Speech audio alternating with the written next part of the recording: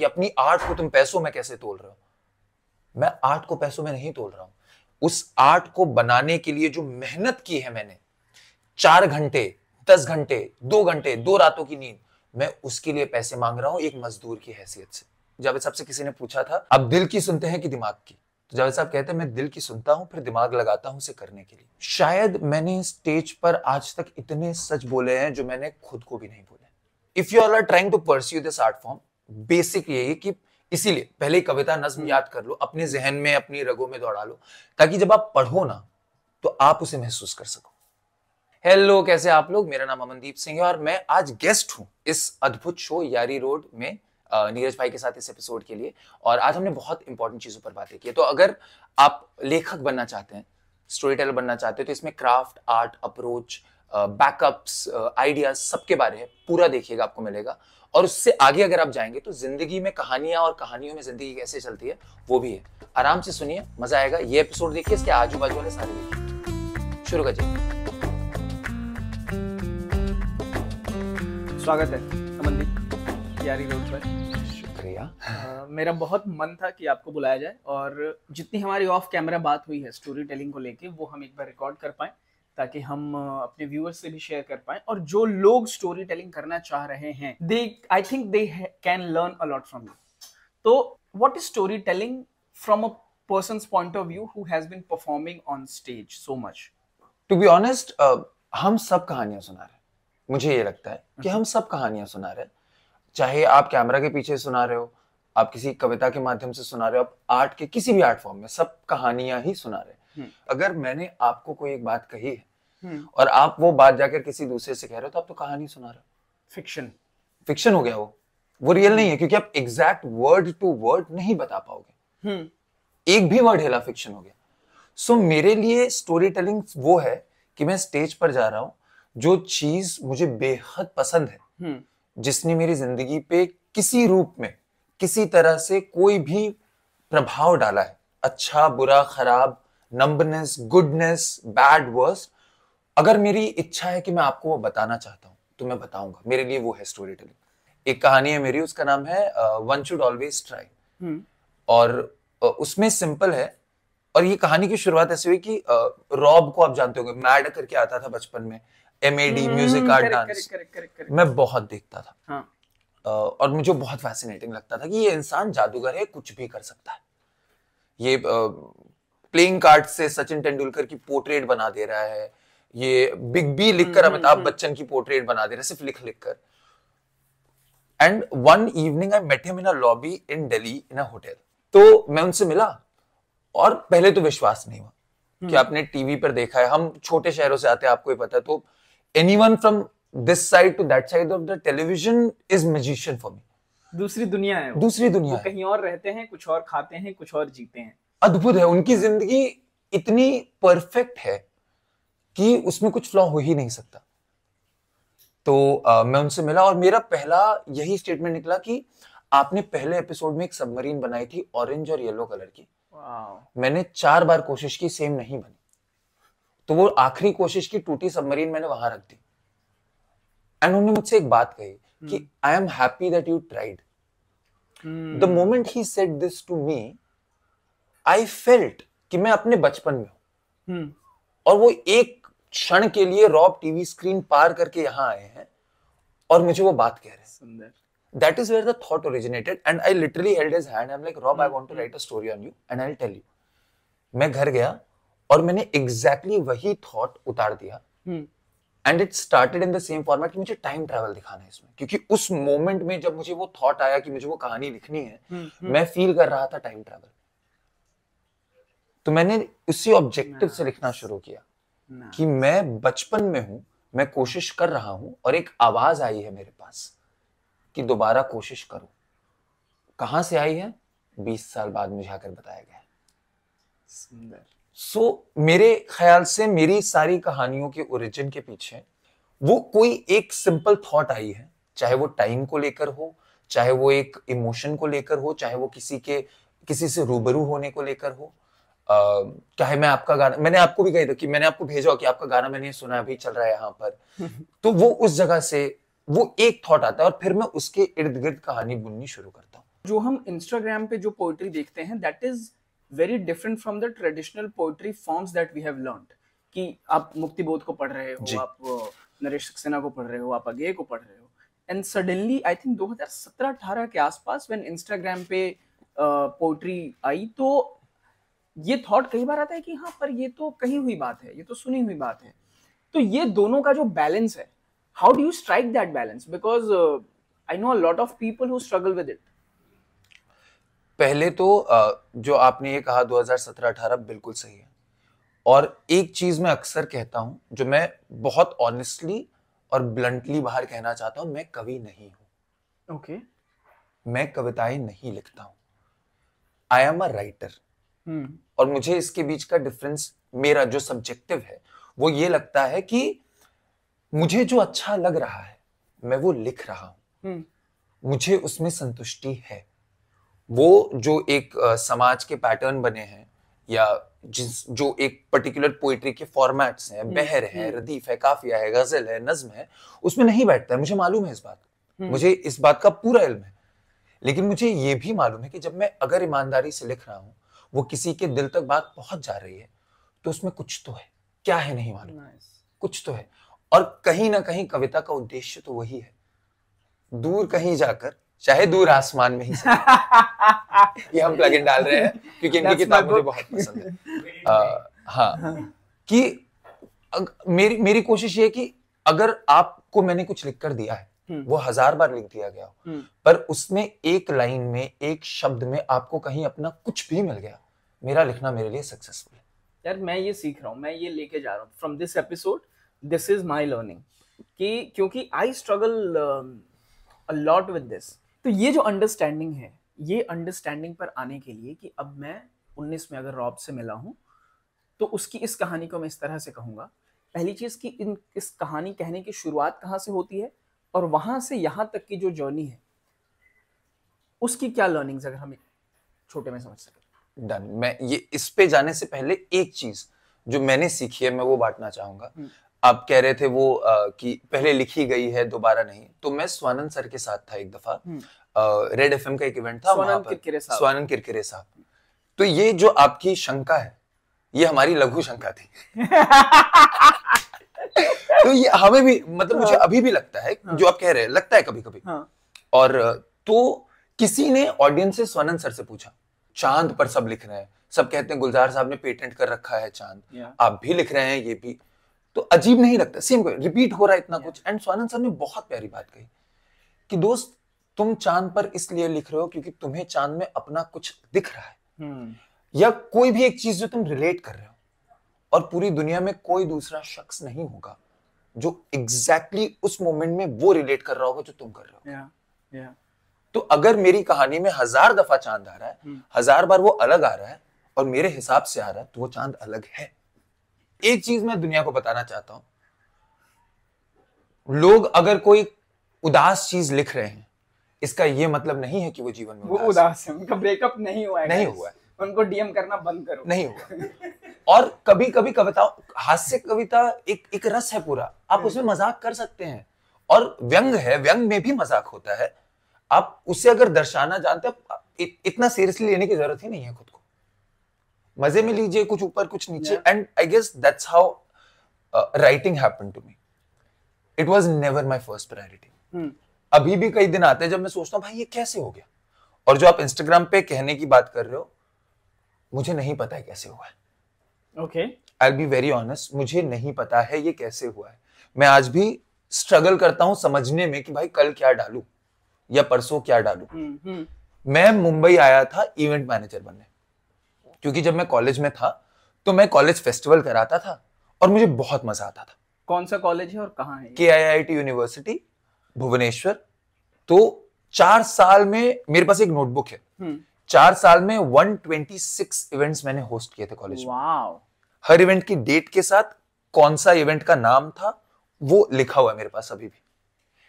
And that is where I realise ये मुझे पसंद है, because on the worst days when there was no one around me, when I felt like giving up, stage was something where I used to go and things would get better. शायद मैंने stage पर आज तक इतने सच बोले हैं जो मैंने खुद को भी नहीं बोले। तो वहां से शुरुआत हुई, मुझे मजा आता था। तो मैं उसका एक, अब क्योंकि कॉमेडी में होता है ना कि टैंक कर रहा है तो आप अपने हथियार तैयार रखो, करेक्ट। वो मेरे तैयार रहते थे। करेक्ट। तो मैं अपने पॉकेट में हमेशा 3-4 शायरियां, और अपनी भी नहीं, उठा कर कुमार विश्वास साहब को पढ़ते हुए या सुनते हुए, तो वो करता था और मुझे पसंद आता था, तो वो अप्रिसिएशन मिलता था, तो अच्छा लगता है। मैंने डायरी बनाई, उसमें सब कुछ लिखा है, अभी तक वो डायरी है मेरे पास।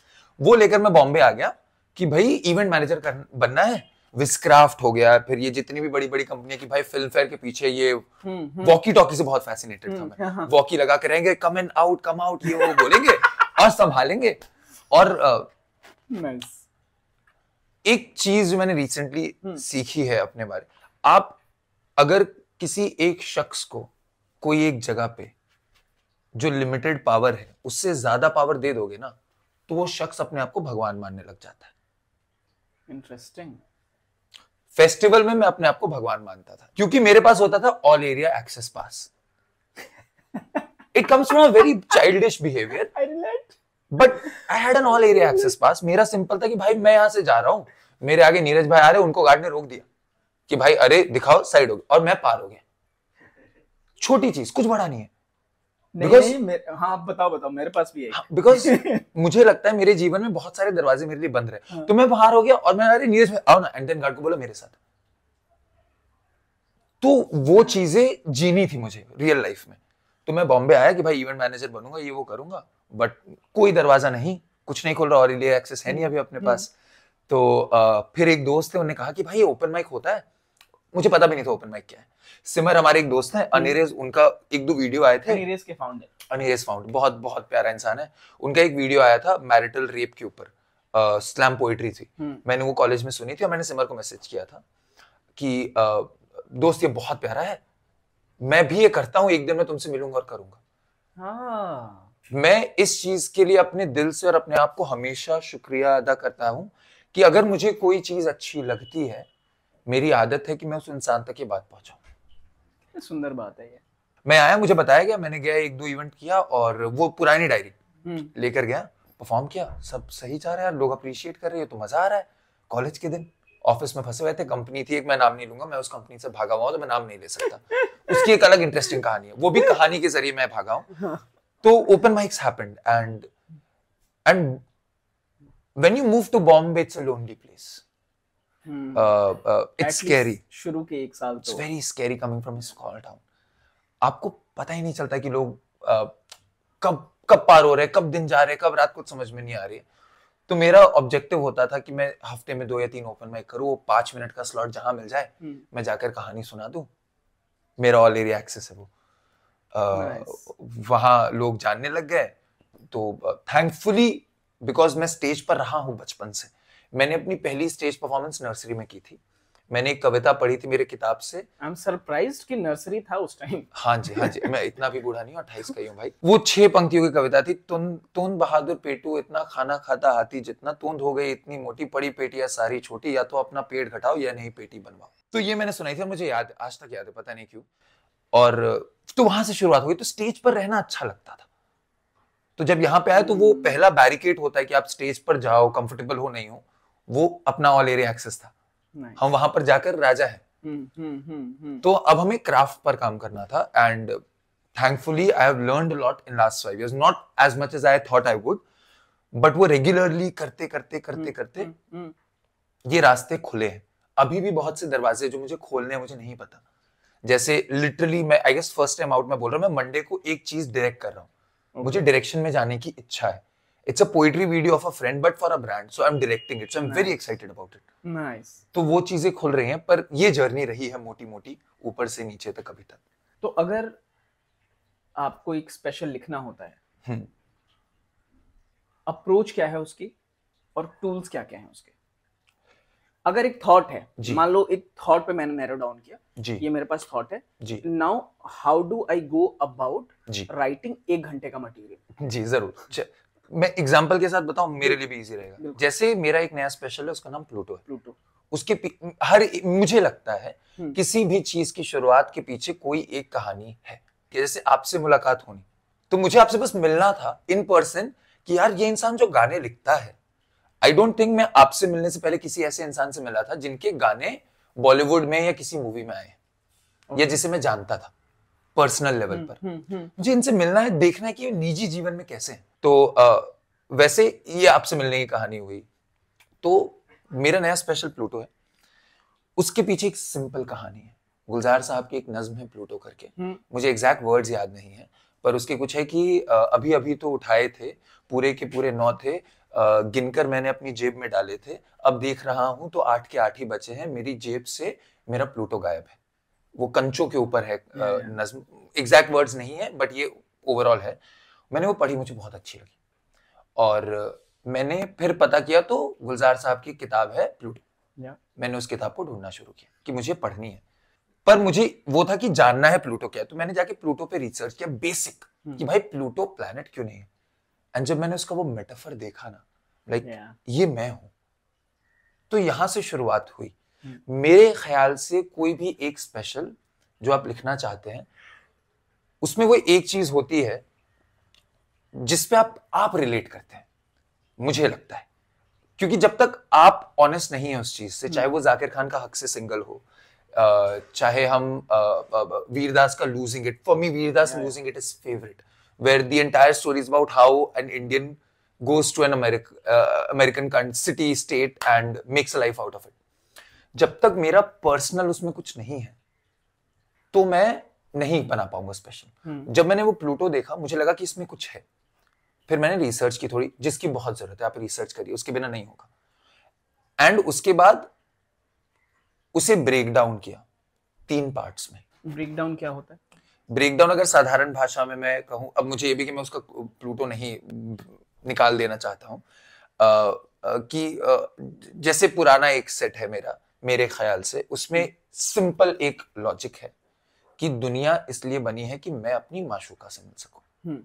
जब हम प्रेम में होते हैं हमें ये उससे मैंने अगर ब्रेक डाउन करता हूं मैंने 3 पार्ट में से ब्रेक डाउन किया कि ये मेरा एंड गोल है, मुझे ये बताना है दुनिया को। बताने से पहले मुझे इस बात पर विश्वास करना है कि दुनिया इसलिए बनी है कि मैं अपनी माशूका से मिल सकूं। नाइस। तो पहला जो मेरा पहला 10 मिनट ऑफ द सेट है या 15 minute of the set, depending on what kind of content I have, वो इस चीज पर है कि मुझे तो विश्वास होने दो पहले। तो पहले 15 मिनट का कंटेंट, पहले 15 मिनट की एनेक्डोट्स, पहले 15 मिनट के रेफरेंसेस वही है। अब मुझे विश्वास हो गया। अब दूसरा ये है कि मैं दूसरों को विश्वास करवाना चाहता हूं मगर उसमें दुविधा है। रोशन अब्बास सर है, सब जानते हैं, कॉम्यून के फाउंडर है और बहुत सी बड़ी बड़ी चीज। उन्होंने the simplest way of story telling कही है, मतलब उनसे मैंने सीखी है कि भाई कोई भी कहानी प्रोटैगनिस्ट प्रॉब्लम के इस तरफ आना है, सोल्यूशन मिले ना मिले, कंफ्यूजन आए, कंक्लूजन आए, कुछ भी आए, ये कहानी का फॉर्मेट है, ये स्टोरी टेलिंग में भी एप्लीकेबल है। तो पहला प्रोटैगनिस्ट मैंने एस्टैब्लिश किया, मैंने विश्वास किया मेरा प्रोटैगनिस्ट ये है कि दुनिया इसलिए बनी है। उसके बाद मैंने बताया कि इसे मुझे मानने में तो हो गया पर लोगों को मानने में ये तकलीफें हैं। So the next 20-25 minutes of my set is where I tell कि I am believing this but this the struggle. मैं आप रैंडमली आके आपको बोलूंगा नीरज भाई दुनिया इसलिए बनी है ताकि मैं अपनी माशूका से मिल सकूं, आप हंस दोगे मुझ पर। मैं पूछूंगा ठीक हो? हाँ। तो ठीक चल रहा है। तो मैंने उसके पीछे कहानी बुनी, मैंने 2-3 राइटर्स का रेफरेंस लिया जिन्हें आप मानते हो, मैंने उनकी फेमस नज्मों को उठाया, मतलब मैंने फैज की नज्म को कुछ इश्क किया, कुछ काम किया, उठाया और बताया कि देखो वो कह रहे हैं ना, मैं नहीं कह रहा हूं, वो कह रहे हैं। उनने तो कहा है कुछ इश्क किया, कुछ काम किया। गालिब का शेर है उसमें कि हमको मालूम है जन्नत की हकीकत लेकिन दिल को खुश रखने को गालिब ये ख्याल अच्छा है। तो मैंने कहा मुझे पता ये नहीं है, हो सकता नहीं है, पर मेरा ख्याल अच्छा है। तो वो नेक्स्ट हाफ मेरा ये है, the problem and the encounter that I am having, and then last में एक कंक्लूजन उससे कि भाई मैं तो मान लिया हूं कि दुनिया इसलिए बनी है। Nice. और एक भारी कॉल बैक जो स्टार्ट का है, बिना कॉल बैक का वो सक्सेसफुल नहीं होगा। अब so whenever I am writing I go back to these 2 specials very evidently to nurture Indian audience, Zakir साहब का हक से सिंगल और वीरदास का losing it. So you watch it before you start writing it. I watch them for the structural breakdown कि भाई ये call back यहां गया है कि अगर मैं लिख रहा हूं ये दिल से आ गई बात हो गया। करेक्ट। जावेद साहब कहते हैं कि जावेद साहब से किसी ने पूछा था कि आप दिल की सुनते हैं कि दिमाग की, तो जावेद साहब कहते हैं मैं दिल की सुनता हूं फिर दिमाग लगाता हूं उसे करने के लिए। तो ये मैंने उनसे सीखा है, बहुत खूबसूरत चीज है कि दिल ने बोला है प्लूटो पे लिखना है, अब दिमाग लगाओ कि कैसे लिखना है। और आपको स्टडी करना पड़ेगा। आप कितना भी सोच लीजिए, जो पहला जो सीख है कि मैं वो लिखूंगा जो दिल से आ रहा है। मेरी एक पूरी नज्म में या सो कॉल्ड नज्म में एक लाइन है जो नीरज जी रेजोनेट कर रहे हैं, पर उसकी बाकी 19 लाइनें क्यों नहीं रेजोनेट कर रहे हैं, उस पर काम करना क्राफ्ट है। क्राफ्ट पे आते हैं। हाँ जी। तो ये तो सेट स्पेसिफिक चीजें होगी, मैंने देखा, मुझे समझ में आ रहा है जी। और एक पैटर्न भी मुझे दिख रहा है कि यू हैव अ थियरी। मैं बहुत साइंटिफिक तरीके से बिल्कुल you have a theory, you collect evidences for it, बिल्कुल, and then you prove it कि ये एविडेंसेस हैं, ये जो बात मैंने शुरू में की थी, देखो ये बात सही है, and now you can go home, the promise that I promised has been fulfilled here. तो वो एक पूरा सेट बन गया। लेकिन the last thing that you perform on stage, और जो आप पहला लिखते हो जी, तो पहला ड्राफ्ट कैसे लिखा जाता है और उसके बाद उसकी एंड तक पहुंचने की जर्नी क्या रहती है, अगर थोड़ा हम छोटे में समझ सकें इसको। पहला ड्राफ्ट सबसे बेसिक है कि आपके जहन में जो आया है, मेरा ये प्रोसेस है, जो आया है मैं उसे सिंपल शब्दों में लिख दूंगा, मैं उसे लेकर जाऊं, उसे याद करूंगा, प्लीज फोन मत यूज करा करिए, उसे याद करूंगा एंड उसके पीछे का मैं लॉजिक बताऊंगा, याद करूंगा, उसे जाकर मैं स्टेज में परफॉर्म करूंगा। तो मुझे पता चल जाएगा कि ये लाइन, जैसे कहा 19 में से एक लाइन नीरज भाई को अच्छी लगी, मेरी ऑडियंस को अच्छी लगी, या 2 लग गई या 3 लग गई, तो मुझे पता है कि ये चीजें कन्वे हो रही है। फीडबैक लूंगा, करेक्ट, सबसे नहीं, उन लोगों से जिनको पता है कि मैं क्या कर रहा हूं, सबसे नहीं लेने की जरूरत है। तो फीडबैक लूंगा कि भाई ये है, ये पहुंची क्या बात, तो आप बताएंगे कि भाई हाँ ये 2 पहुंची, नहीं पहुंची। घर आऊंगा, काम करूंगा, 2 बार 3 बार 4 बार काम करूंगा, फिर उसे लेकर जाऊंगा, वापस परफॉर्म करूंगा। Nice. ये प्रोसेस तब तक नहीं खत्म होगा जब तक मैं श्योर ना हो जाऊं कि जो मुझे बात कहनी है उसका एटलीस्ट 50% में जा रहा हूं, क्योंकि पहले में 10-15% ज्यादा नहीं जाएगा। It's a long process. 50% बात हो गई, मैं उसे एक शो में बना दिया हूं। 50% मतलब आधा घंटा नहीं, व्हेन आई टेक नहीं, व्हेन आई टेल 50% बात पहुंची, अच्छा, ओके, वो उस तरीके से, because let me make it more clear कि मुझे आपको एक घंटे का ही रखूंगा, मैं लिखा हूं पूरे 1 घंटे का, उसमें से मुझे पता है कि 50% यानी कि मान के चलो आधे घंटे की बात अच्छी है, बाकी आधा घंटा एकदम वेग है, बोरिंग है, लोग उबासियां ले रहे हैं, नींद आ रही है लोगों को। मतलब ये होता है, अभी भी होता है। नाइस। मतलब अभी फाइनल शोज में भी होता है कि एक कोई बैठा उबासी ले रहा है, और आप उस पॉइंट ऑफ टाइम में अपने पूरे जीवन को क्वेश्चन करने लग जाते हो स्टेज पर आते, वहां पे भी बहुत दुख है इसके आते। ये हो गया, नाइस, ये पूरा कर दिया मैंने, ठीक है। उसके बाद मैं इसे रिगरसली परफॉर्म करूंगा, परफॉर्मिंग टू अ लेवल कि वो मेरी नर्व्स में आ जाए, बिकॉज जो आर्ट फॉर्म है। कितने शोज लगते हैं नसों में बहने के लिए, मोटा मोटा? एक 30-40 शोज, हाँ। एक घंटे का, एक घंटे, मतलब you have perform this for at least 40-50 hours, 40-50 घंटे परफॉर्म करने के बाद एक सेट इजीली। पर इसमें भी अब ट्रिक्स हैं जो, अगर let me break it down, वो भी कि मैं हमेशा 1 घंटा पूरा नहीं करता। अब मानिए मुझे कहीं 15 मिनट का स्लॉट मिला है और मुझे वो 15 मिनट का ही एक सेक्शन टेस्ट करना है, तो मैं उन 3 कहानियों में से एक कहानी टेस्ट करके आ जाता हूँ, ठीक है। क्यूमुलेटिवली वो होंगे 40 घंटे, पर वो पैटर्न्स में भी होगा। कई दफा मेरी तबीयत खराब है, याद नहीं है, तो बी इजी ऑन यू। ये हो गया, एक बार तैयार हो गया, मुझे लग गया कि भाई ठीक है, अब मैं इसे बाहर लेकर जा सकता हूँ, तो मैं एक बड़ी ऑडियंस उठाऊंगा और देश के अलग अलग कोनों में कोशिश करूंगा, वहां से लूंगा, बिकॉज देश बहुत खूबसूरत है हमारा, वैरायटी है। ममता बनर्जी के जोक्स कोलकाता में चलते हैं, कहीं और नहीं चलते हैं। बट इस टूर में मैंने ये सीखा कि आप लोगों को बैंगलोर में ये बताओ कि मैंने कोलकाता पे ममता बनर्जी पे जोक मारा था और वो जोक ये है, तो वो बैंगलोर में भी चलेगा। तो ये आपको प्रैक्टिस से पता चलेगा। ये है उसका गार्निशिंग, मिर्च मसाले का टाइम। कोर तैयार कर लीजिए आप, 50% कोर तैयार है। 50% मतलब कोर तैयार है कि ये कहानी, ये कहानी, ये कहानी, ये 3 चीजें बता दे, अब जाइए उस पे मिर्च मसाला जो एंटरटेनमेंट है, और शाहरुख खान को और लाना। ये कहानियां आप 5-5, 7-7, 10-10 मिनट की ड्यूरेशन के लिखते हो, परफॉर्म करते हो, फिर वो एक्सपेंड होती हैं। अब जैसे मैंने प्लूटो लिखना जब शुरू किया, मैंने ये 3 कहानियां परफॉर्म की, लाइक है बट नहीं मजा आ रहा है। फिर मुझे समझ में आया कि ये कहानियां, मैं एक कहानी सेकंड पर्सन या थर्ड पर्सन ऑफ व्यू से, पर्सन के व्यू से, फिर मैंने उसमें अपनी जीवन डाल दी पूरा, कि भाई मेरे जीवन में ये स्ट्रगल रहे हैं, मैंने कभी बताया नहीं, और उसमें मैंने ह्यूमर डाल दिया। एंड जब मैं उस एक ह्यूमर में मैं आपको हंसा रहा हूं, आप हंस रहे हो, और एक पॉइंट आता, मैं पता है व्हेन यू आर लाफिंग, उस पॉइंट पे मैं रो रहा था अपने जीवन, ऑडियंस स्तब्ध हो जाती है। ये परफॉर्मेंस सेंट्रिक है, राइटिंग सेंट्रिक नहीं है। अगर आपने बहुत खूबसूरत नहीं भी लिखा है, पर आपने उसे बहुत रूहानी तरीके से बोल दिया है, तो वो वर्क करेगा। And I guess that is the advantage I have which stage has given me. सूफी कलाम देख लीजिए आप, नुसरत साहब को देख लीजिए, अगर उनका जो लिखा हुआ है, या आप पूछे पीछे जाइए, जो भी है, कुछ ऐसी बाप चीज नहीं है लिखा हुआ बहुत, बट वो जब परफॉर्म हो रहा है, आप उसमें झूमते। अब नुसरत साहब का वही गाना किसी और के देखिए जो रेंडिशन हो रहा है, नहीं मजा आ रहा है, सही बात, नहीं मजा आ रहा है। I'll be honest, there are few songs which I don't enjoy, there are few renditions which I love, पर वो परफॉर्म, तो this art form is performance centric, this is not writing centric.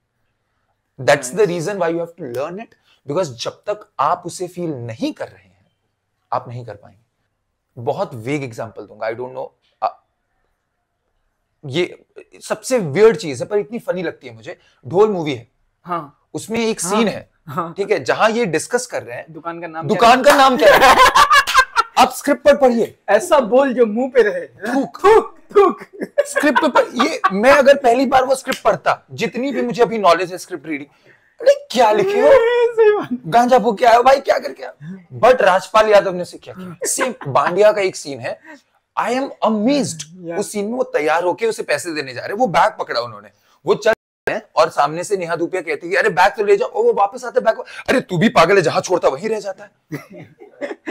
You read it on script. It's like, are you mad? ये क्या लिखा है? But that's so. This is exactly that. This is an art form which is बाहर दिखाना है आपको।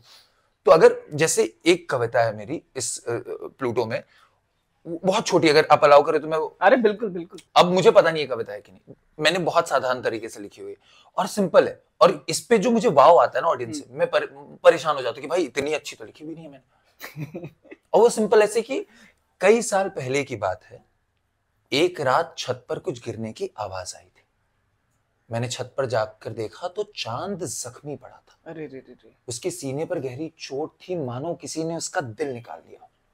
उस रात चांद सुबह तक मेरे साथ बैठा रहा, जब वो जाने लगा तो मैंने उसे एक नज्म सुनाई थी, अब मुझे ठीक ठीक याद नहीं कौन सी, लेकिन उस नज्म में तुम्हारा जिक्र था। शायद इसलिए अब चांद हर अमावस की रात पूरी दुनिया को अंधेरे में डालकर दबे पांव मेरी छत पर आता है, मुझसे कुछ देर बातें करने और तुम पर लिखी हुई कोई एक नज्म मुझसे सुनने। That's it. अब मेरा सिंपली कि अगर मैं इसे कि कई साल पहले की बात है, थोड़ा सा ऐसे रोंगटे खड़े हुए, शुक्रिया, एक पैराग्राफ और होता ना तो सीधे हो जाते।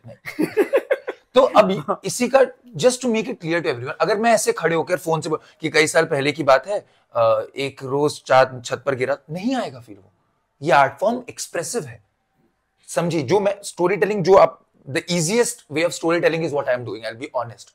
फिल्म बनाना भी स्टोरी टेलिंग है, it's the toughest way of story telling. अरे इतने एलिमेंट्स लगते हैं उसमें। गाना लिखना स्टोरी टेलिंग है। Story telling as a single person is easiest because आप पे कोई एक्सटर्नल फोर्स नहीं है, आप सिंगल हैंडेडली खेल रहे हैं। You go on stage and every night you can tell a story, और वो अपने आप में पूरी होगी। And every time it evolves, every time it gets better, because वो आ रहा है अलग reaction. So if you all are trying to pursue this art form, basic यही कि इसीलिए पहले कविता नज्म याद कर लो, अपने जहन में अपनी रगों में दौड़ा लो, ताकि जब आप पढ़ो ना तो आप उसे महसूस कर सको, तब मजा है, वरना तो कोई भी कुछ भी पढ़ रहा है। नाइस। इससे मुझे नेक्स्ट चीज पे आता हूं। Whenever I have met you, ji, I feel a certain sense of kindness and gentleness and grace in you. Is it also part of the performance, or how? If not, then how have you acquired it?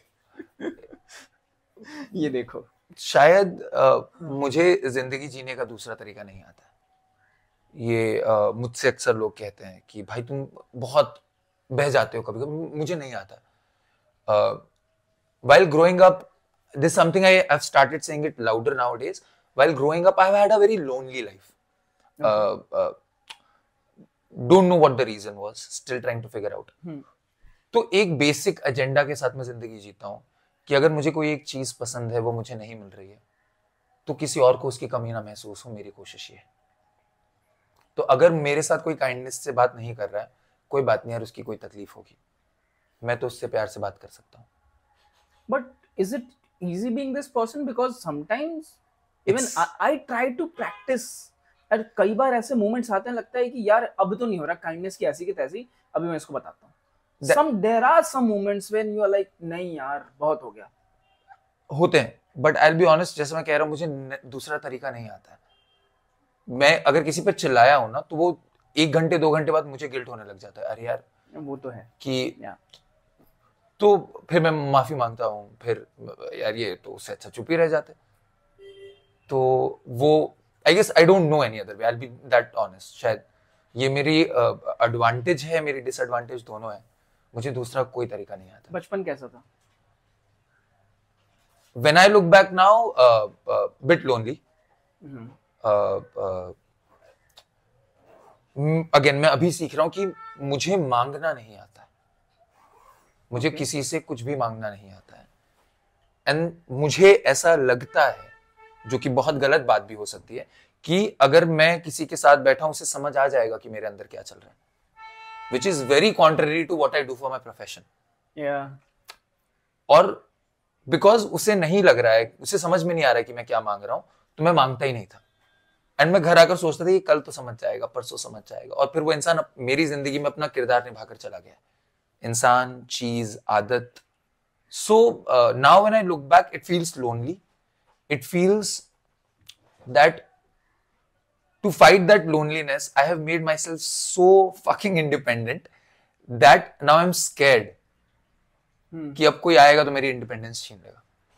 It's very hard for me to open up to people, which again looks very ironic to what I do. That's why when I said कि जब मैं stage में सबसे ज्यादा honest होता हूँ, मैं बोल देता हूँ, लोगों को लग रहा है इसका क्राफ्ट है या इसकी कहानी है, but I've said few things on stage which are so honest to myself कि मैं आईने में अपने सामने नहीं बोल सकता वो चीज, मैं स्टेज पे छुपा के बोल आता हूँ, तो लोगों को लगता है तो कहानी का हिस्सा है। So it comes from there. और नहीं सीखा है मांगना अभी तक। बहुत कभी कभी तो लगता है कि मतलब मांगता हूं तो मुझे लग रहा है कि मैं एहसान मांग रहा हूं, जबकि वो बेसिक बेयर मिनिमम चीज है। I relate. तो आई एम लर्निंग। कई बार लगता है कि यार ये कोई दे भी रहा है तो लगता है कि यार ये एहसान तो नहीं कर रहा मुझ पे, जबकि कई बार आप दे रहे होते हो, कितनी जगहों पे आप खुद दे रहे होते हो और आपको लगता है कि नहीं, सामने वाला लेकर ही एहसान कर रहा है शायद हम पे, तो वो हो जाता है। और it's same about craft and life, that there are days when you hate your parents, there are days when you hate the person you love the most, but then when you come back, you know you are going to love that person. It's same with the craft, it's same with anything in your life. आपकी सबसे अजीज चीज भी कितनी भी क्यों ना प्यारी हो, हम नहीं मानेंगे, पर हमने जिंदगी में किसी एक लम्हे में उसे हेट किया है। And I guess that's something I'm starting to put out loud to the world, that there have been days when I've hated myself for doing the stupidest of things, for people, for walking miles for people who have not even taken a step. सबकी जिंदगी का दुख है ये है। हाँ। तो आज ही एक न्यूज आई है, हमारी 2 साल पहले की क्रश थी, उनका निकाह तय हो गया है। जबकि उसने मुझे 2 साल पहले मिलकर कहा था कि मैंने पूछा था यार I want to know you more, and she is like तुम जान जाओगे विद टाइम, और वो दिन आ गया। आई एम लाइक भाई ये तो, क्योंकि उसने 1 महीने पहले मुझे कहा तुम मिल नहीं रहे हो मुझसे, कहा ठीक है मिलते हैं। You should have asked कि are you committed, and I did not ask, that's a कि मैं बता दूंगी।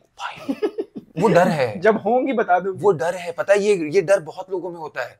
मुझे नहीं पता, मतलब मेरा ये कि अगर मैं पूछ लूंगा, जब तक सच नहीं पता है, मैं सच को अपने दिमाग में बनाकर रख रहा हूं। मुझे सच पता चल गया, मैं निहत्ता हूं। It's very strange feeling, but मैं एक्सेप्टेंस से डरता हूं। रिजेक्शन की जित फहरिस्त होती है ना। कितने रिलेशनशिप रहे? ऑन पेपर एक भी नहीं। काफी आयरॉनिक ब्रो, काफी आयरॉनिक, काफी काफी काफी। I've met people, have gone out with them. पता नहीं, मतलब शायद लोग। Why have you not been in relationship? इतनी प्रेम की कहानियां आप सुना रहे हो। You are like you believe in the fact. I amazingly believe in the fact of love. कि ये दुनिया मेरी महबूबा से मुझे मिलवाने के लिए बनी है। तो कहाँ महबूबा किस सिग्नल पे फंसी हुई है, या आप ओटीपी नहीं दे रहे हो उनको? एक दो बार तो मैंने ही गलत दरवाजे ठकठकाए हैं। Okay. ठीक है, जैसे एक मोहतरमा थी जिनसे, मतलब स्कूल में for 1.5 years she did not tell me she had a boyfriend. उसको भी नहीं पता होगा यार। नहीं, उसे पता था। पता मुझे कैसे पता चला? हाँ। एक शाम मुझे एक रैंडम कॉल आता है कि अमन, मैंने कहा हाँ, लेकिन तेरा घर के पीछे आना। ये छोटे शहरों में ऐसे ही होता है। मैं घर के पीछे गया, मैंने देखा 2 मुश्तंडे खड़े हैं, और ना उसमें से जिसने कॉल किया था वो मेरे दोस्त का दोस्त था। उसने बोला भाई आ जाओ, नोटबुक या कुछ। मैंने कहा आ जाते हैं, इसमें क्या है। 2 मुश्तंडे खड़े, उसमें से एक आता है कि तुम अमन हो? मैंने कहा तो ये मेरी गर्लफ्रेंड है, मैं नाम नहीं लेता हूँ, तुम उससे बहुत बातें करते हो, 100 ही मैसेज होते हैं। तब ये 100 मैसेज वाला था, वो SMS वाला। 80 मैसेज तो वो तुम पे खर्च देती है। अब मुझे मन में बहुत अच्छा लग रहा है, तो ही इज लाइक मत बात करो उससे। मैंने कहा ठीक है।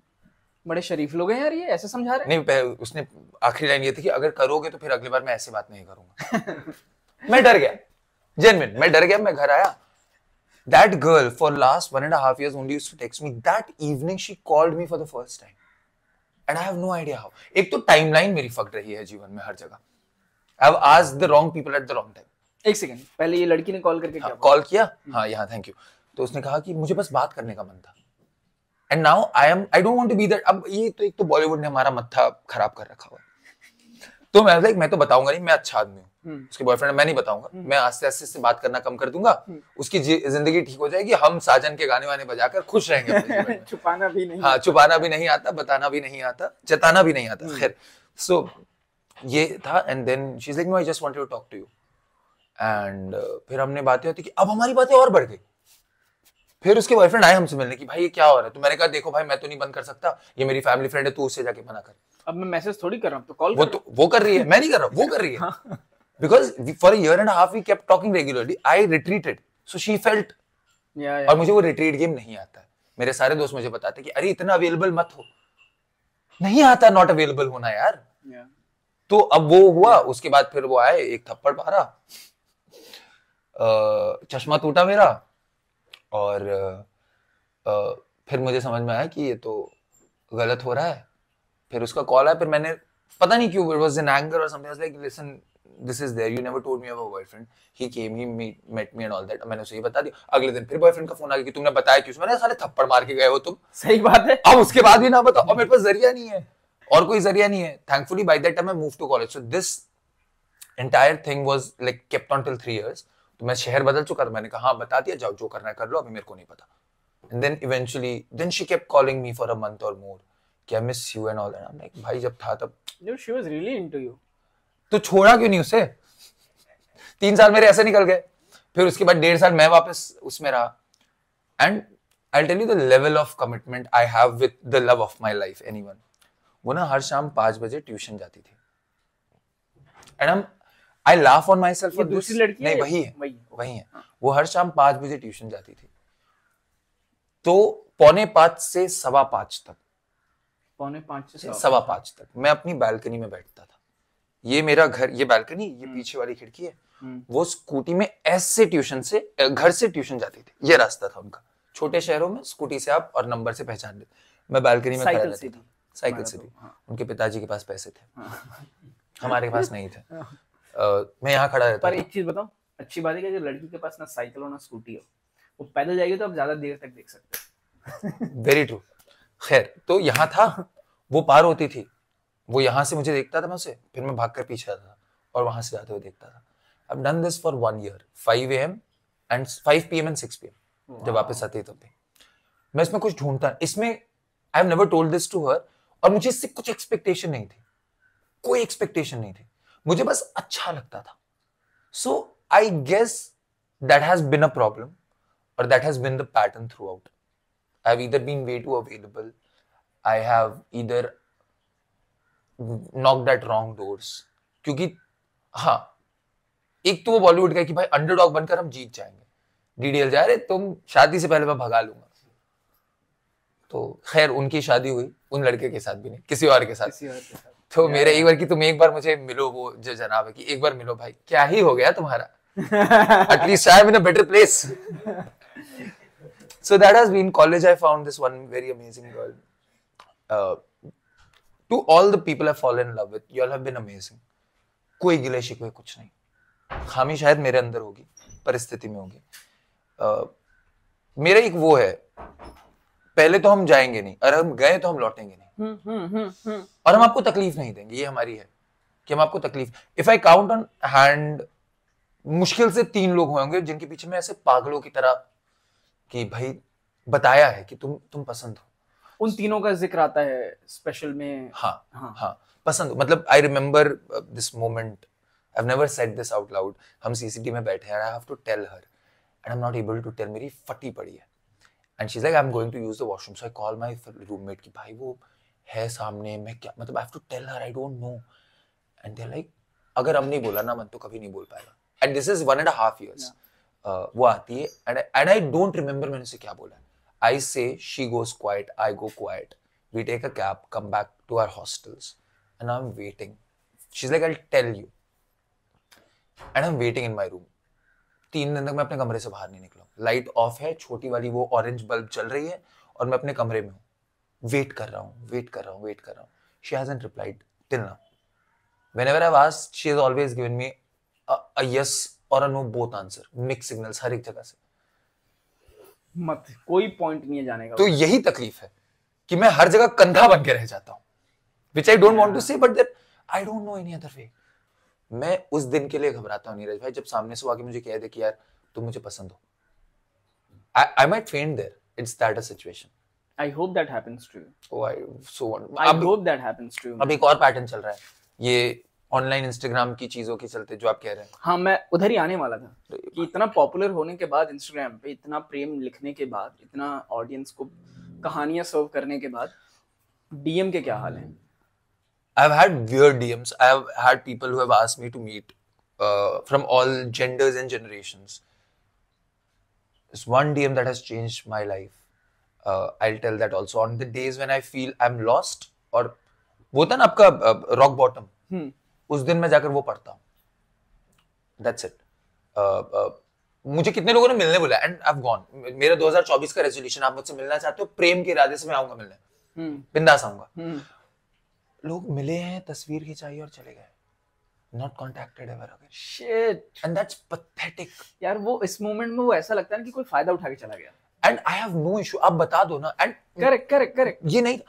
There's this one person I went to meet and she's like, my friends are waiting to meet you. Can you stay back and come meet them? And I'm like, if you would have told me इसलिए मिलना, मैं आऊंगा, मैं मना नहीं करूंगा. But मैं तो I'm coming from a very personal space यार. Yeah. तो अब घबराहट होती है उन चीजों में भी कि मतलब मैं मिलने जाऊंगा वो. एंड ऐसा नहीं कि आप कह रहे हो फेमस, मुझे पता है डीप डाउन मैं नहीं हूं, मतलब मुझे नहीं है उतना फेमस होना is never in the plan, was never, is never in the plan, but it's part of your life. It's part of my life. It's a part where I earn money from. I'll be very honest about it, because to sell my shows I have to reach to n number of people. It's part of my profession. I have to do it on the days which I like, on the days which I don't like, then also. तो आप मुझे मिलने, मतलब मैं बैठा हूँ, coffee पिए, बहुत देर अच्छी से बात हुई है, ठीक है, बहुत अच्छा लग रहा है मुझे, ऐसा यार ये हो सकती है वो जिसके लिए दुनिया बनी हो. एंड देन पूरा हो गया, she is like let's go and I am like if you don't mind I click a picture. तो मैंने कहा आओ साथ में. Like I want to click your picture just. And I am like okay. तो अभी भी मेरे अच्छे दिमाग में आ रहा है कि ये मोमेंट कैप्चर करना चाह रही है कि भाई हम पहली बार जब मिले थे, सामने कॉफी या चाय पड़ी है, वहां फ्राइज पड़े हुए हैं, उनको, और मेरी याददाश्त बहुत तेज है इन मायनों में, मतलब मुझे फोटो डेट वेट याद नहीं रहती मुझे. सो वो चीज लाइक फ्राइज है, मुझे चाय में शक्कर नहीं चाहिए, उसे ये याद है, मतलब उसे चाय में शक्कर नहीं चाहिए, मुझे ये याद है, और ये सब चल रहा है. हम लाइक वो फोटो खींच के रखना चाहते हैं कि आज से 10 साल बाद जब हम ऐसे बैठे होंगे दोबारा, मुझे वो तस्वीर दिखाएगी और कहेगी कि भाई याद है? हाँ ऑफ कोर्स याद है, तुमने शक्कर मना की थी। आज भी मैं इसीलिए शक्कर नहीं डालता हूँ चाय में, और उसमें मैं कविता चेप दूँ है। अरे यार। And then she clicks that photo and she's like, actually my friends weren't believing कि मैं तुमसे मिलने जा रही हूँ, तुम ये उनको दिखाने के लिए कि मैं तुमसे मिलकर आई हूँ। And I'm like, yeah, people don't realize it breaks you. and I'm like, if you would have told this to me the very moment when we have met, तो मैं ये अपना बचपन के बारे में बताता नहीं तुमको, ये जो पिछले 1.5 घंटे में बताया है मैंने। एग्जैक्टली मैं बताता भी तो मुझे पता था ना। हाँ मुझे पता होता, तुम मुझे पहली लाइन ही बोलती कि मुझे लग रहा है कि मैं कैटफिश हो रही हूँ इसलिए मैं तुमसे मिल रही हूँ। That was the last line and that's the note on which she left. Comedy scene बहुत बड़ा हो चुका है, बहुत। स्टोरी टेलिंग उसके सामने अभी करवटें बदल रहा है, बौना है। अब मुझे जो डिफरेंस क्लियरली समझ में आता है कि कॉमेडी का जो फीडबैक है वो है लाफ्टर आया, काम कर रहा है। पोएट्री और स्टोरी टेलिंग का फीडबैक है ये, पसंद आ रहा है तो भी, और नहीं आ रहा है तो भी, और खत्म हुआ तो एक रिहर्स्ड वाह, परफॉर्मेंस, ऑडियंस भी परफॉर्म करे कि वाह। अब वो वाह है या नहीं है नहीं पता। ऐसे एक आर्टिस्ट के लिए चैलेंज ये हो जाता है कि मैं 50 लोगों का रूम प्ले कर रहा हूं, 100 लोगों का रूम प्ले कर रहा हूं, मैं 3000 लोगों का रूम कब प्ले करूंगा? तो वो प्रोसेस एक तो स्लो हो गया है। हाउ डू यू सी कि अगर इसको ग्रो करना है उसके क्या तरीके हो सकते हैं, and who are the people you feel in storytelling world, people who are leading with example and people who can become the next big thing in India as storytellers? इसे मैं ब्रेक करके आपको बताता मैंने एक साथ 2-3 पूछा। हाँ जी हाँ।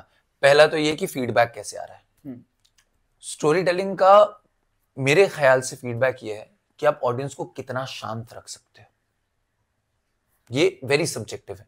अगर मेरे शो में मैं देख रहा हूं, मुझे ऑडियंस दिख रही है ना, अगर सबका ध्यान मुझ पर है, मूवमेंट, आपको एक बॉडी लैंग्वेज से पता चल जाता है। मैं वैसे सीखने की कोशिश करता हूं कि सबका ध्यान वहां पर है। आपके दिमाग में जो आपके पीक पॉइंट्स हैं होते हैं कि भाई यहां पर तो मेरे को पता है, उन पीक पॉइंट्स पर without any question, without any anticipation, वाह अपने निकल रही है, तो वो लैंड कर रही है चीजें।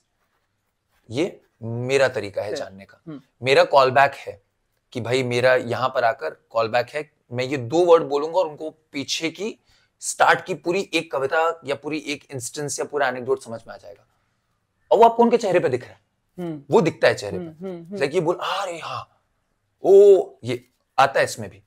Now because we are growing, मैं ये भी कोशिश करता हूं कि मैं अपने जान पहचान वाले लोगों को बुलाऊं, कोई भी एक इंसान आ जाए जिनको इल्म हो इन चीजों के बारे में। और ये भी नहीं कि पूरी स्ट्रक्चरिंग नहीं, शो के बाद मैं उनसे 4 सवाल पूछता हूं जो मेरे सवाल है, जिनमें मुझे डाउट है। मुझे पता है ये जो मैंने ये आपको ये कविता सुनाई, ये मैंने इसलिए सुनाई, मैं इस कविता को लेके कॉन्फिडेंट हूं। मुझे पता है ये मैं जब पढ़ूंगा, जिस सिनारियो में मैं पढ़ता हूं, ये जाएगी ही। ये मेरे 50 शोज ने मुझे सिखा दिया। But there are few points which I am not sure, तो मैं उनसे उसी का फीडबैक लूंगा। जैसे अगर मैंने आपको प्लूटो सुनाई है, प्लूटो एक कहानी है, अगर उसमें मैंने वो सुनाई है, तो मैं आपको पूछूंगा, नीरज भाई ये प्लूटो से आपको ये फील हुआ क्या, या आपको क्या फील हुआ? ये फील हुआ भी नहीं, ये आपने सुना, आपको क्या फील हुआ? जो मैं बताना चाह रहा था, अगर उसका वर्ड कि मैं बताना चाह रहा था लोनलीनेस, या मैं बताना चाह रहा था क्रिएटिविटी, या बताना चाह रहा था कि हैप्पीनेस, वो या उसके आसपास का कोई भी शब्द अगर आपने उस जवाब में मुझे दे दिया, पहुंच गई बात। सो ये पैटर्न है। बहुत से लोग हैं हमारे दोस्त, एक हमारे है दोस्त ओल्ड स्कूल बास्टर्ड करके, जय सिंह, बड़े बड़े ऑडिटोरियम बेच रहे हैं। अच्छा, दिल्ली में। हाँ, मतलब वो 100 बोल रहा हूँ, 400 500 बेच रहे हैं, which is great. He has started he started from big shows itself. अच्छा, मैं I have not amazing. उनका 2 घंटे का स्टोरी टेलिंग शो है, सीधा, कविताएं नहीं होती उसमें। He started with this only. Then कुछ लोग हैं जो हम पहले से कर रहे हैं, जैसे मैं हूं या है, आई गेस हम वो लोग हैं जिन्होंने वो 10 मिनट से 1 घंटे की जर्नी की है,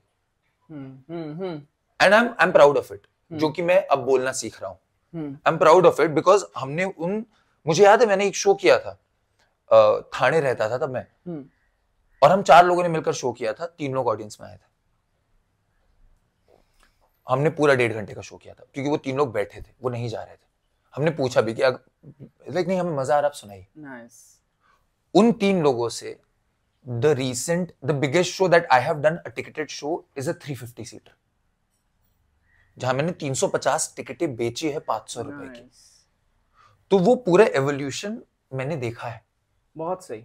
और मैं अब उसे ओन करना चाहता हूं, बिकॉज वो सिर्फ 3 से 350 नहीं हुए हैं, वो 3 से 30 हुए हैं, फिर 35 हुए, ऐसे करके 350 गए। और उन सब लोगों को मैंने, या ने, वो लोग जो शुरुआत से हैं, हार कर, गिर कर, कोशिश करके बुलाया है कि आओ।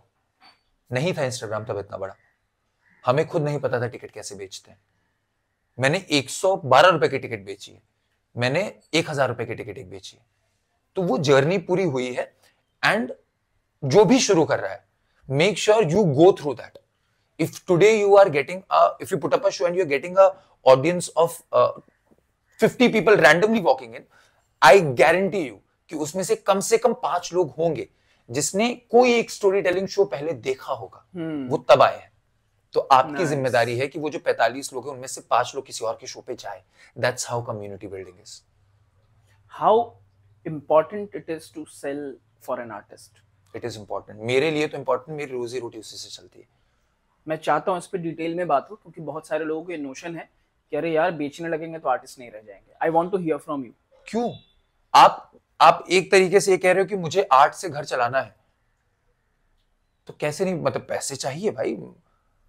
Money is the biggest truth और the biggest lie that you believe as truth. मुझे नीरज साहब ने सिखाया था अपनी वर्कशॉप में कि दुनिया का सबसे बड़ा झूठ कौन सा है जो सब मानते हैं। नहीं, मैंने कहा हाँ। दुनिया की सबसे बड़ी कहानी कौन है। अच्छा, हाँ, बात ये हो रही थी बेसिकली। हाँ, सॉरी।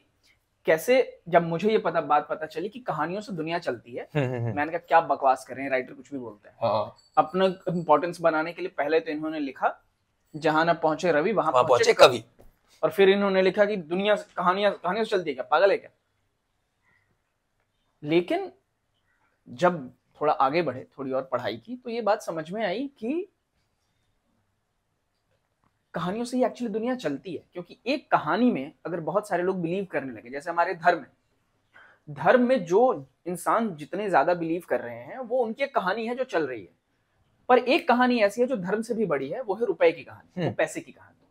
तो वो जो पैसे की कहानी है उसमें धर्म कोई भी हो, सब बिलीव करते हैं। एक 10 रुपए का नोट किसी भी इंसान को इस दुनिया में किसी दो तो वो 10 की वैल्यू 10 ही होगी, अनलेस एंड अनटिल कोई आके बोल दे कि नोट बंद आज से। तो वो आदमी आया, उसने बोला कि ये कहानी खत्म, जो नई शुरू करेंगे, नई कहानी शुरू करेंगे, तो उसकी वैल्यू खत्म हो गई। तो एक्चुअली अगर मैं आपको 10 रुपए दे रहा हूं, अगर आप बिलीव ही ना करो उसमें, मैं अपनी बिल्ली के साथ जो अभी यहाँ घूम रही थी, उसके साथ एक्सचेंज नहीं कर सकता, because she doesn't believe in that story. उसको चाहिए फिश, तुम उसको दे रहे हो 10 का नोट, उसकी ट्रेडिंग अलग है। तो ये कहानियां ही है एक्चुअली जो दुनिया चला रही है। Very true. Now we can go back to मैं भूल ही गया, सेलिंग टिकट्स। तो हाँ भैया देखो, सिंपल लॉजिक है, ज्यादा इसमें कुछ कॉम्प्लिकेशन नहीं है। तुम स्टेज पर तब जाओगे जब तुम कहानियां लिखोगे। तुम कहानियां तब लिखोगे जब तुम्हारे पास एक बेसिक एमिनिटी का घर हो, पेट में डालने के लिए खाना हो।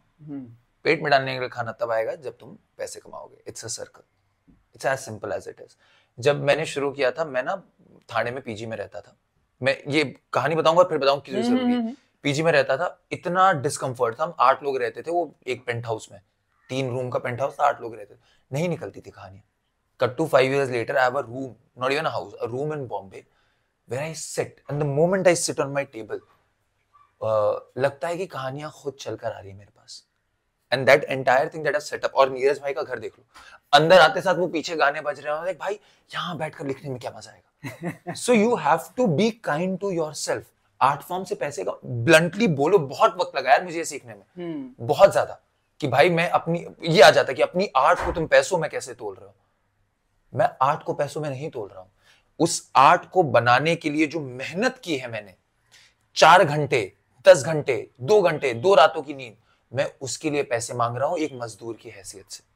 प्रेमचंद जी कहते हैं ना, मैं मजदूर हूं, जिस दिन मैं लिखूंगा नहीं उस दिन मैं खा नहीं सकता। हाँ, ये मैं इसमें बिलीव नहीं करता हूँ। मैंने कहा मस्त लिखो मस्त खाओ बट हाँ मतलब ये एग्जैक्टली इवॉल्व हो गया। मैं भी बिलीव नहीं करता बट मतलब वो सेम स्टेट में, उनका अलग वक्त था, हमारा अलग वक्त है। पर मेरा ये मानना है कि हम जो कर रहे हैं वो मजदूरी है। अच्छे शब्दों में it's a hard work that we are doing. So if I am doing a hard work I need to get paid for it. और मेरा मानना ये है कि मुझे लगता है कि इसी बात को आगे बढ़ाते हुए कि अगर आपको कमर्शियलाइज नहीं करना है तो फिर आपको बॉम्बे आने की जरूरत नहीं थी। आप कहीं भी देहरादून में बैठ के, कहीं केरल के किसी गांव में बैठ के, या जहां भी आपका गांव है वहां बैठकर आप अपनी डायरी में आराम से लिख सकते थे और फिर आपको कोई जरूरत नहीं थी, फिर आप कीजिए आर्ट। लेकिन अगर आप बॉम्बे में हैं और आप स्टेज पर हैं which is like performing, if you not selling then you will not survive. अरे भाई आप एक एक्ट कर रहे हो, कोई देखने नहीं आया, खाली कमरे के लिए थोड़ी करोगे। सही बात है। And it is a very two way symbiotic process.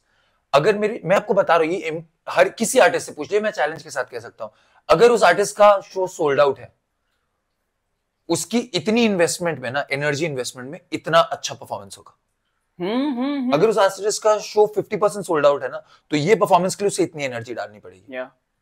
And ये होता है, ये बहुत सब्जेक्टिव है और इसमें पैसे नहीं आ रहे। अगर हम पैसे एक सेकंड को साइड में, इसमें कितने लोग देखने हैं भाई, तुम कर तो ये रहे हो कि देखने आएंगे। करेक्ट। देखने तब आएंगे जब पैसे आएंगे, और ऊपर से पैसे आ गए तो भाई क्या बात है। मैंने अभी आने से पहले बोला, एक कॉलेज इवेंट आया था, प्रो बोनो नहीं करूंगा भाई।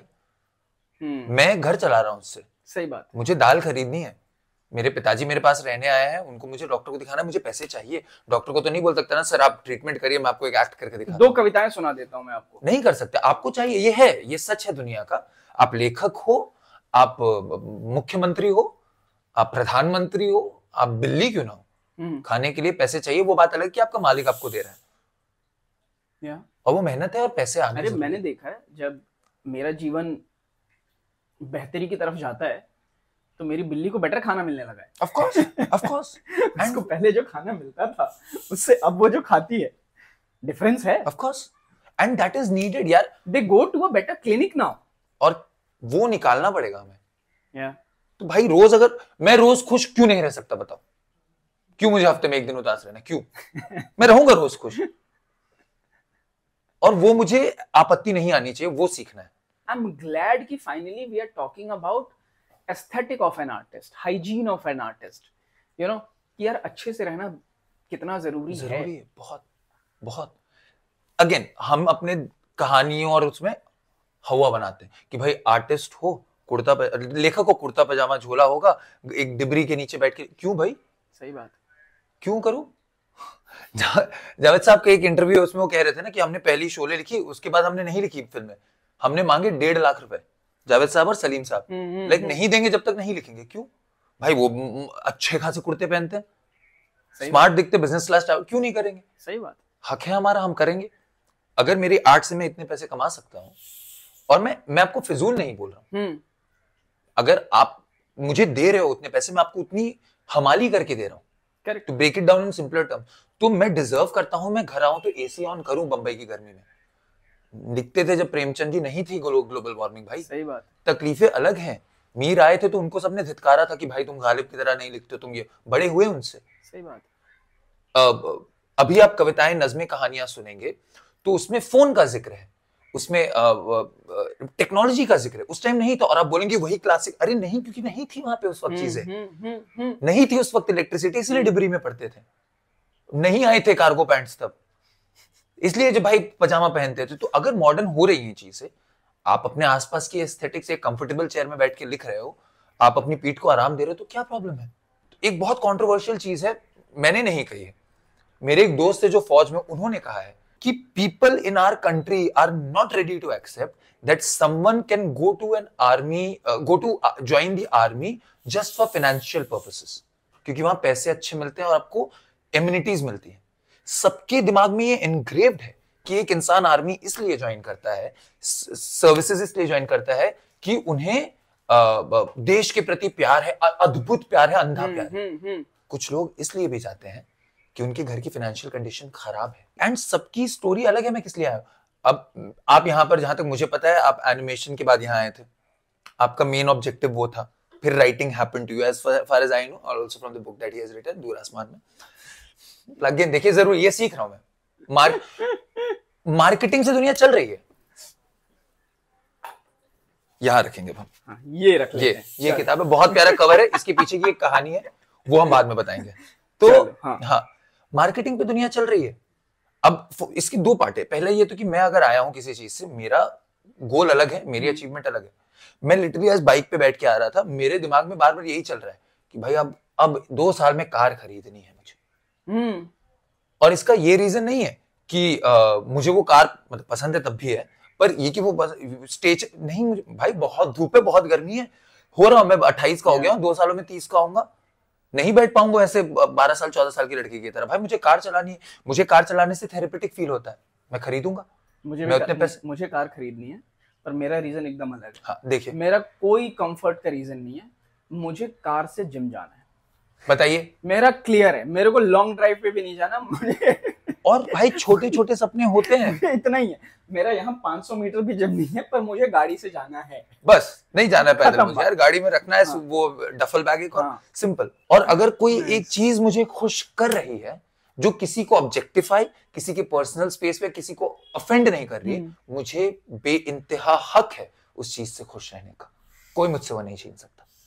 और वो कहानी कहने का उसी जबान में भले ही वो कितनी बार भी कही गई है, क्योंकि उस मोमेंट में हाँ, वो मेरा सच है। हाँ, ये जो अब आप इसी को देख लीजिए, जेन्युइनली बता रहा हूँ। ये ज्यादा प्लग इन नहीं, मैं प्लग इन नहीं, मैं बता रहा हूँ। देखिए, ये लड़का ऐसे खड़ा हुआ, हाँ, जितने लड़के हैं ना इस दुनिया में, सब एक बार इस जीवन में ऐसे खड़े हुए कहीं खुले आसमान के नीचे एक दफा, चाहे वो बंबई में क्यों ना रहता हो, पहली बार लोनावला या पहाड़ों पे, भाई साहब उस इमोशन के साथ।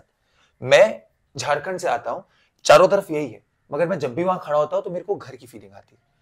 अलग अलग इमोशन के साथ सब खड़े हुए हैं, आपने उसे कवर बनाया है, मगर ये कहानी सिर्फ आपकी है।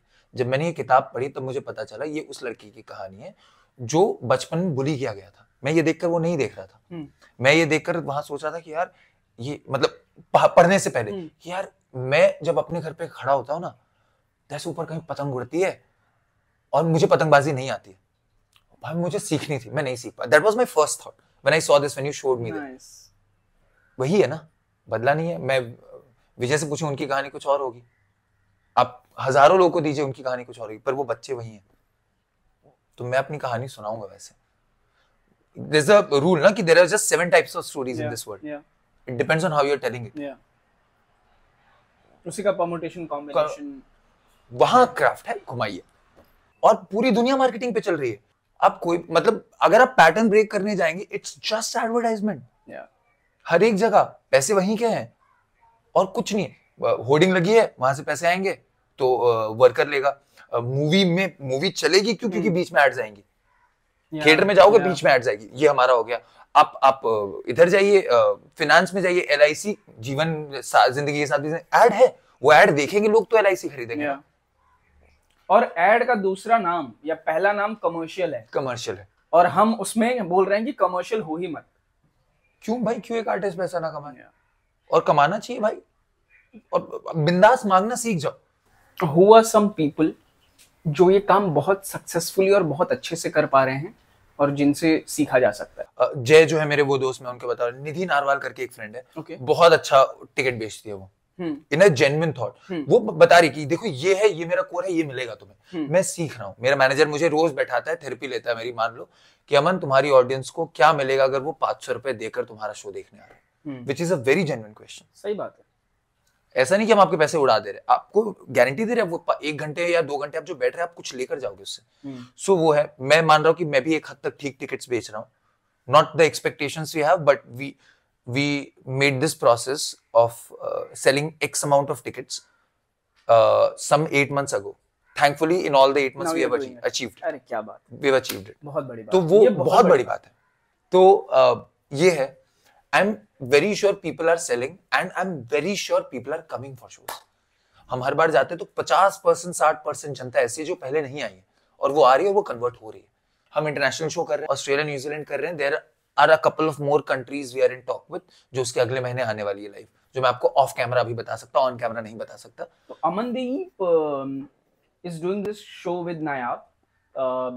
मुझे बताने की जरूरत नहीं है शायद, अगर आप लोग इंटरनेट पे देख रहे हैं कि नायाब कौन है। ये दोनों स्टोरी टेलर्स मिलके पहला स्टोरी टेलिंग शो इंडिया से बाहर लेकर जा रहे हैं, तो ये एक बड़ा मोमेंट है. It's going to be a milestone. And the best part is we are getting paid for it without asking. बताओ. और वो मतलब they taking care of travel, everything, they are paying us everything. Lovely. So और क्या चाहिए. काफी बात हुई, और मैं बेसिकली एक आर्टिस्ट का प्रोसेस ही समझने की कोशिश कर रहा था. स्टोरी टेलिंग, मेरी जितनी उम्मीद थी इस एपिसोड से कि यार हम इन चीजों के बारे में बात करेंगे, बहुत बातें हुई. और आई एम ग्लैड कि इतना रिच एपिसोड ये रहा है. बट एक चीज जहां से हमने शुरू किया था, आई वांट टू नो वो ऑफिस की क्या कहानी थी जहां से भागे थे. मैं साधारण शब्दों में भागा हूं, and I will tell you the core reason behind it. तो मैं ऑफिस रेगुलरली, एक पर्टिकुलर ऑफिस था, मैं मैकेनिकल इंजीनियर हूँ, सॉफ्टवेयर में जॉब मिली थी, बेसिक सैलरी थी, ऐसे भी कुछ ज्यादा पैसे नहीं थे कि भाई मैं पागल हो जाऊं. और मैं रोज ऑफिस जाता था, चिल करता था, काम करता था, पर वो होता था ना, महसूस नहीं हो रहा है कुछ. तो मैं बैक टू बैक काम कर रहा हूँ. एक दिन असिस्टेंट मैनेजर मुझे बुलाता है और मुझे बोलता है ये क्या कर रहा है तू. मैंने कहा सर काम दिया था, खत्म किया.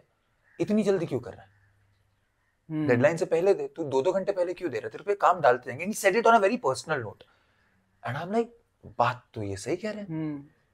एंड देन ऐसा होने लगा कि मैं काम चोरी करने लग गया. नीरज भाई, मेरी लाइफ में आज तक मैं काम से बहुत ईमानदार रहा हूं, ये मैं सीना ठोक के कह सकता हूं. आप किसी से भी पूछिए जिनके साथ मैंने काम किया, मेरे ऑफिस के लोगों के अलावा. My office was the only place जहां मैं काम नहीं कर रहा था और मुझे गिल्ट नहीं हो रहा था. और ये बहुत बहुत खतरनाक जगह थी मेरे लिए. मतलब बहुत खतरनाक कि भाई मैं पूरी जिंदगी ऐसे बिता दूंगा, मुझे खराब नहीं लगेगा. सो आई रियलाइज ये है, तो हमने कहा इस पे थोड़ा स्ट्रक्चरिंग करते हैं. एंड मैं एक दिन ऑफिस गया, मैंने पूरा प्लान बना लिया कि बॉन्ड पीरियड 3 महीने में खत्म होने वाला है. शोज से पैसे आ रहे थे. आई रिमेंबर वेरी नाइसली 2018 अप्रैल का महीना, मैंने 7 शो किए थे उस महीने ऑफिस के साथ. सैटरडे संडे एक शहर, सैटरडे एक शहर, संडे दूसरा शहर. ऐसा मुझे इतना पता कि उस महीने मैंने जितने पैसे कमाए हैं टोटल, मेरे मैनेजर से ज्यादा कमाए. इतना मुझे समझ में आ गया, तो कॉन्फिडेंस आया था. That was a confidence that I needed. मैंने सिंपल पैटर्न बनाया कि घर जाऊंगा. उस हफ्ते में घर जाने वाला था, राहत इंदौरी साहब के साथ में परफॉर्म करने वाला था उस week. So it was a big achievement. NIT Jamshedpur, अपने ही शहर में, मैंने एक कविता सुनाई थी, सो कॉल्ड कविता अगेन. मैं परफॉर्म करके आया हूँ, बीच में 3 कवि गए हैं, उसके बाद राहत साहब लास्ट में ग्रैंड परफॉर्म करते हैं. 10 मिनट इनटू द परफॉर्मेंस वो पढ़ रहे और रेफरेंस दे रहे कि या मतलब कविता ऐसे सुनाओ कि मजा आ जाए. जैसे ये लड़का सुना था, नाम याद नहीं था मेरा, उन्होंने मेरी एक कविता की 2 लाइन हूबहू याद थी जो मैंने 45 मिनट पहले सुनाई थी, exact word to word. And that is the moment. उन्हें वो पलट के दोहराए हैं उन्होंने वो लाइन. दुपट्टा गुलाबी, आंखें शराबी, बाल रेशमी, मिजाज नवाबी, क्या हुस्न था, क्या हाल था, जो था बेमिसाल था. मैंने ऐसे पढ़ी थी. उन्हें वो एग्जैक्टली इतने कठिन शब्द, मेरे लिए तो कठिन है, उन्हें याद थे. उन्हें पलट कर वो दोहराई कि इसने ये पढ़ा ना, दिख रहा था इसने दिल से लिखा है. And I almost cried there. So this is one instant which led to me leaving the job. तो मेरा पैटर्न था, मैं घर जाऊंगा, पापा को बताऊंगा कि भाई देखो इतने पैसे मैंने कमा लिए हैं. स्मार्ट वर्क किया था मैंने. वो सारे पैसे मैं मम्मी का अकाउंट में डालता था.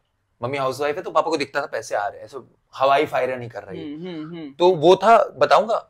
मैं वापस गया ऑफिस में अगले हफ्ते, वेंसडे का दिन था, मैं बैठा हूँ, काम एकदम नहीं कर रहा. अब आ गया अंदर कि भाई अब तो नहीं करना है, अब तो भाग जाना, उड़ जाना है यहाँ से. कॉन्फिडेंस है. मैं बैठा हूँ, मेरी टीम लीड आती है कि अमन ये 200 सर्वर्स हैं, ठीक है, इनका पासवर्ड फीड करना है manually, which means I have to copy one, go to the server, paste. अगर वर्क कर गया, मतलब वो खुल गया गेटवे, आकर उसे ग्रीन करना है, नहीं खुला के उसे रेड कर देना. 200 सर्वर मैनुअली. एंड मेरे दिमाग में पहला सवाल ये आता है कि ये कोई 6 स्टैंडर्ड के लड़के को दोगे ना तुम, जिसने अभी भी कंप्यूटर चलाना सीखा है, वो कर लेगा. मैं 8 महीने से तुम्हारे साथ काम कर रहा हूं, तुम्हें ये भी समझ में नहीं आया कि मैं क्या पोटेंशियल है मैं. और उसी वीक एक और चीज हुई. उससे एक दिन पहले नवलदीप मेरे अगेन हमारे दोस्त हैं, मैं उसके घर गया था एंड रात भर वहीं रह गया. अगले दिन मैं ऑफिस आया था, कपड़े चेंज नहीं किए थे. ऑफिस 45 लोगों की टीम थी, किसी ने नोटिस नहीं किया मैंने कपड़े चेंज नहीं किए. मेरी शर्ट स्क्रम्बल्ड है, दस्तार पहनता था मैं मेजरली, उसके ऊपर वट आए हुए हैं, पंजाबी में वट कहते हैं. मेरी दाढ़ी खुली हुई है, जेल लगा था वो खुली. किसी ने नोटिस नहीं किया कि मैं सेम कपड़े पहन कर आ गया. लाइक ये तो बेयर मिनिमम है ना यार। Yeah. तो उस दिन जब मेरी लीड ने आके बोला कि भाई ये कर दो, मैंने पूछा मैम कब देना है, उन्होंने कहा परसों। मैंने कहा ठीक है। I had no idea Neeraj भाई, I have till date no fucking idea how I had the courage। मेरे टेबल पर एक कोट लिखा हुआ था, you right your own story. मैंने उसे सूट अपने शोल्डर बैग में डाला, सारा सामान वहीं छोड़ा। एक बहुत अच्छा दोस्त है मेरा देव ऑफिस में, because he is the only person who notice कि मैं सेम कपड़े पहन कर आया था। I just went up to him, I was like Dev bye, and is like ठीक है मिलते हैं, and I just smiled and I walked out of the office, did not tell anyone anything. घर आया, मैं लाइक भाई क्या कर दिया, बट मैंने सोच लिया कि नहीं जाऊंगा। तो मैं रात में 2 बजे उठाऊं, कहानी यहाँ शुरू होती है। रात में 2 बजे उठाऊं, नींद कभी भी उठ जाती है, खुल जाती है मेरी। टीम ग्रुप में डाला है, मेरे पिताजी की तबीयत खराब हो गई, मैं घर जा रहा हूं। इसके पीछे कहानी है कि मेरे नेबर है, नेबर जो अंकल है उनकी दोनों बेटे जर्मनी में थी। जब मैं 4th ईयर कॉलेज में था, अंकल को पैरालिटिक अटैक आया था। उनका जो इलाज था वो 3 महीने चला था। मैं घर पर ही था 2 महीने। तो आंटी को हॉस्पिटल लेकर जाना, घर लाना मेरी जिम्मेदारी थी। डॉक्टर से भी कभी कभी बात कर लेता, तो उनका जो पूरा प्रोसेस है वो मुझे पता था। मैंने प्रोसेस के पहले दिन का मैसेज ऑफिस ग्रुप में डाल दिया। उस प्रोसेस को, उस कहानी को, उस नौटंकी को, मैं सीना ठोक के नौटंकी बोलूंगा, मैंने पूरे 3 महीने चलाया कि आज यहाँ है, आज यहाँ है, आज ये हो रहा है, आज वो हो रहा है, कौन नहीं ले सकता, वो नहीं कर सकता। And I wasn't feeling bad about it, I wasn't, and I'm okay with it. I guess it was okay. It was a journey that I had to go through. And the best part, Neeraj भाई, उन्होंने मुझे salary दी है 3 महीने की। तो जहां company को मुझे 70,000 देने थे बॉन्ड पीरियड में छोड़ने के लिए, उन्होंने मुझे उससे ज्यादा पैसे दिए हैं। फिर आखिरी दिन एचआर का कॉल आता है कि भाई ये क्या हो रहा है, 3 महीने हो गए तुम ऑफिस नहीं आ रहे हो, फलाना फलाना, 1 हफ्ते का टाइम दे रहे, या तो तुम ऑफिस आ जाओ या तो हमें डॉक्यूमेंट्स दिखाओ। मैंने कहा ठीक है।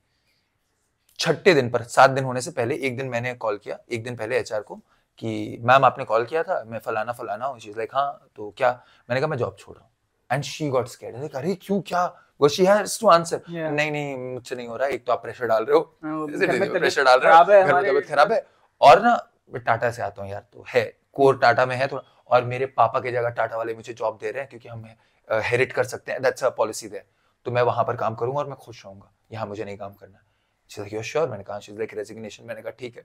मैं रेजिग्नेशन डालने गया, मेरी ईमेल आईडी ब्लॉक हो रखी है क्योंकि 70 दिन में पासवर्ड चेंज करना होता है, ये पॉलिसी होती है कंपनी से। मैंने पासवर्ड चेंज नहीं किया, तो मैंने अपना रेजिग्नेशन अपने जीमेल से डाला है, hello I am leaving my job, it was good working with you, thank you, send to all. 1.5 हफ्ते बाद ईयरली बोनस भी आ गया, एंड मुझे कोई आपत्ति नहीं इसमें। वो पैसों का मैंने भरपूर इस्तेमाल भी किया। सही है। एंड दैट्स फनी बिकॉज अगर वो मोमेंट ऑफ करेज नहीं आता ना मेरे लिए, वो नहीं हो पाया। सबका रहा है, हम सबका वही वैसी ही कहानी रही है, छोड़ने की, निकलने की। विजय was in Google Singapore, भाई साहब वो छोड़ के has come here to become an actor। या आपका बहुत, मेरा तो सैलरी अच्छी नहीं थी भाई, 27,000 देते थे। वो नहीं होता था, ज्यादा करेज लगता है जब बहुत। Exactly you have something good. My advantage was I did not have anything good. ना काम ऐसा है जिसमें पसंद आ रहा है कुछ, ना पैसे ऐसे दे रहे कि मैं बिक जाऊं, नहीं बिक पाया मैं उतने में, 27,000 में नहीं बिक रहा था मैं। ब्यूटीफुल। आई थिंक ये यारी रोड का सबसे होलसम एपिसोड में बोलूंगा, और हो भी क्यों ना, जब एक स्टोरी टेलर अपनी कहानी सुना रहा है और जब हम इतने सारे टॉपिक्स को बात कर रहे हैं, तो मुझे बहुत मजा आया। Thank you so much for doing this. Thank you so much भाई, थैंक यू। मुझे तो अच्छा है, मुझे मेरी यादें मतलब मैंने अपना चुरा लिया इसमें से, मैं घर जाकर इसमें कुछ लिख दूंगा। आप एक बार इधर देखकर बता दो कैसा लगा। बहुत अच्छा लगा। नीरज भाई बहुत खूबसूरत काम करे। मैंने पहले वाले सीजन के, I'll be very honest again, सारे एपिसोड्स नहीं बट कुछ गिने चुने एपिसोड सुने हैं जिनमें दोस्त है या जिसमें एस्पिरेशन ढूंढनी है, एंड आई लव्ड देम। आप भी सुनिए अगर नहीं सुना है, और इसे देखिए। इसमें आपको ऐसा कुछ नहीं मिलेगा जो आपकी पूरी जिंदगी बदल देगा, मैं इसकी गारंटी नहीं दे रहा हूं, मगर आपको कुछ उम्मीद के सिक्के ऐसे मिल जाएंगे जो आपके दिन को खूबसूरत बनाएंगे, और उस दिन, उस लम्हे या उस क्षण जहां आपको लगे कि पूरी दुनिया तबाह होने की कगार पर है, आप उस उम्मीद के सिक्के, उस तिनके को लेकर अपनी आगे की जिंदगी बना सकते हैं। तो उसके लिए देखिए, बड़ी चीजें नहीं, छोटी छोटी